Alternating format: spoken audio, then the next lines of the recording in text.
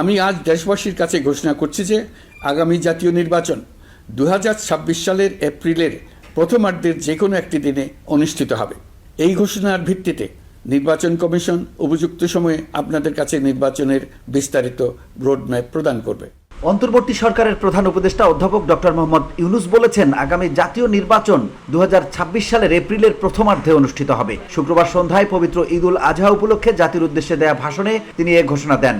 এটা সবচেয়ে অবাধ, সুষ্ঠু ও নিরপেক্ষ নির্বাচন হিসেবে জাতির কাছে স্মরণীয় হয়ে থাকুক। দেড় যুগ পরে দেশে সত্যিকারের একটি জনপ্রতিনিধিত্বশীল সংসদ গঠিত হবে। প্রধান উপদেষ্টা বলেন, আগামী জাতীয় নির্বাচন কখন হবে সে বিষয়ে সিদ্ধান্ত জানার রাজনৈতিক দল ও জনগণের মধ্যে বিপুল আগ্রহ রয়েছে। আমি বারবার বলেছি, এই নির্বাচন ডিসেম্বর থেকে আগামী বছরের জুনের মধ্যে অনুষ্ঠিত হবে। এই সময়ের মধ্যে দেশে নির্বাচন উপযোগী পরিবেশ সৃষ্টির জন্য যা যা করা দরকার সরকার তাই করছে। আমরা যদি কোরবানির মাহাত্ম্যকে ধারণ করে লোভ, স্বার্থপরতা, হিংসা বিদ্বেষ মুক্ত হয়ে সমাজ ও রাষ্ট্র বিনির্মাণে নিজেদের নিয়োজিত করতে না পারে, তাহলে কোরবানির ঈদ আনুষ্ঠানিকতা ছাড়া আর কিছুই নয়। তিনি বলেন, বাংলাদেশ স্বাধীনতার পর থেকে যতবার গভীর সংকটে নিমজ্জিত হয়েছে তার সবগুলোরই প্রধান কারণ ছিল ত্রুটিপূর্ণ নির্বাচন। এটা মনে রাখা জরুরি। ত্রুটিপূর্ণ নির্বাচন প্রক্রিয়ায় বারবার ক্ষমতা কুক্ষিগত করার মধ্য দিয়ে একটি রাজনৈতিক দল বর্বর ফ্যাসিস্টে পরিণত হয়েছিল। এই ধরনের নির্বাচন যারা আয়োজন করে তারা জাতির কাছে অপরাধী হিসেবে চিহ্নিত হয়ে যায়। প্রিয় দেশবাসী, কোরবানির পশুর চামড়া থেকে অর্জিত আয়ে আমার আপনার দরিদ্র আত্মীয় পরিজন, প্রান্তিক জনগোষ্ঠী ও দেশের লক্ষ লক্ষ মাদ্রাসা শিক্ষার্থী উপকৃত হয়।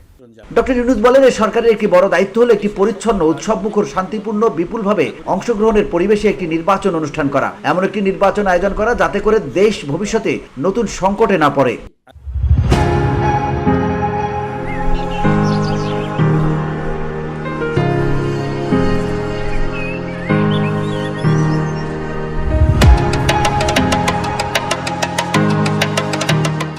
তিনি বলেন, সংস্কার, বিচার ও নির্বাচনে 3টি ম্যান্ডেটের ভিত্তিতে আমরা দায়িত্ব গ্রহণ করেছিলাম। সে বিবেচনায় আগামী রোজার ঈদের মধ্যে সংস্কার ও বিচারের বিষয়ে আমরা একটি গ্রহণযোগ্য জায়গায় পৌঁছতে পারব বলে বিশ্বাস করি।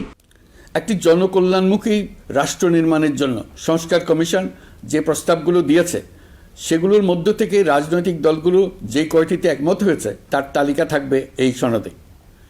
জুলাই সনদে স্বাক্ষর করে তারা জাতির কাছে সেগুলো বাস্তবায়নের অঙ্গীকার করবে। জুলাই সনদ অনুযায়ী আশু করণীয় সংস্কার কাজগুলো আমরা বাস্তবায়ন করতে প্রতিজ্ঞাবদ্ধ। ভাষণে চট্টগ্রাম বন্দর নিয়ে প্রধান উপদেষ্টা বলেন, আমাদের অর্থনীতির হৃৎপিণ্ড হচ্ছে চট্টগ্রাম বন্দর। এটির অবস্থা ভঙ্গুর, এজন্য আমরা এটিকে সংস্কার করতে চাই। তাই বাইরে থেকে অভিজ্ঞ মানুষ দিয়ে কাজ করানো হচ্ছে। সুষ্ঠু ব্যবস্থাপনা নিশ্চিত করতে ভিওডি বাংলা নিউজ ডেস্ক পর্যায়ের কমিটি কাজ করছে।